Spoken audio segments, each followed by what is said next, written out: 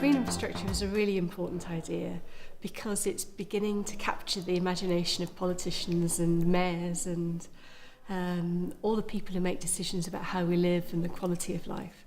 So it's a very persuasive narrative that people are really having to take notice of and become aware of and use and articulate in everyday decision making. I don't make a distinction between the design professions and any other professions who make decisions about the urban environment. I think it's about time we started really working together and across those kinds of distinctions. So for me, designing landscapes or designing green infrastructure involves the policy, the planning, the implementation, the long-term management and aftercare, the evaluation afterwards. All of that is about designing green infrastructure.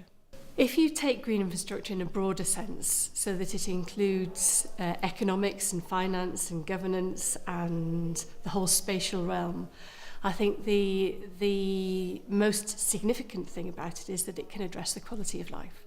And that's what I said, yes, that's what we want. We want to make sure that the quality of life of people in urban areas is improved, that it is actually at the top of the political agenda, rather than something that's added on after all the major economic decisions have been made. I think it's becoming increasingly widely, it is becoming adopted more widely, especially, well, we've just seen Kong Jiang-yu in China. I think that's the sort of approach that he's outlined is very strong. I think it is being adopted very widely. I think it needs to be adopted in a way that's more than just a technical solution, but it is more of a way of life. And that's, I think, is the area where it needs to be pushed further. Okay, I think the most convincing evidence I've seen is in China, where what Kong Jiang-yu has been talking about is so impressive in the way that it's the government has really changed its ethos over the last few years. So, and they're really showing the way, really, in terms of environmental and urban development and dealing with these problems of rainwater and pollution and the soil and the air and all of those issues that I think that we're lagging behind possibly in Europe, really. The barriers to actually to the concept of green infrastructure being adopted more widely are that when it's thought of as being a technical solution and something that you can retrofit, it becomes something that is considered right at the end of the development process.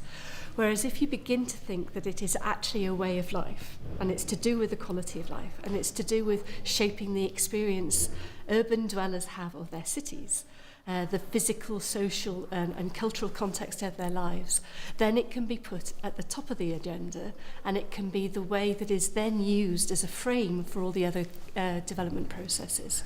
And I think we have to reverse things around, so it's seen as the beginning rather than the end of the process. In 20 years' time, if we begin to value the land, value the impact, the social and economic impact that the quality of life can have on city dwellers and on urban life and actually anywhere, then I think that we will become less profligate with the way that we use the land.